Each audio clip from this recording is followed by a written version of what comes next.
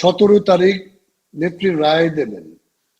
ইতিমধ্যে আমি আর আপনি দেখেছি একটা ওই ক্যাঙ্গারু কোর্ট থেকে একটা, এটা তো যাত্রা মঞ্চ বলে, ক্যাঙ্গারু কোর্ট তো একটু ভারী শব্দ।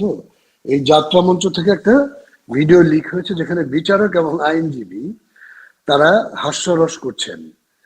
মানে রায়ের ব্যাপারে আইনজীবীকে বিচারক জিজ্ঞেস করছেন, আপনি এইসব বলেন কেন? কয় স্যার, নাহলে তো মানুষ আমাকে বিশ্বাস করবে না।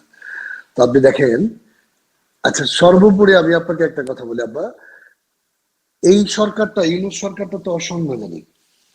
আপনি শেখ হাসিনা সরকারের পতনের পর যেভাবে সরকার গঠিত হলো, সেটা তো একটা অসাংবিধানিক সরকার।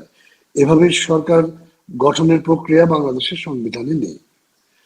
এই সরকার একটা অসাংবিধানিক সরকার, যেই কাজটা করবে সেটাই তো অসাংবিধানিক হবে।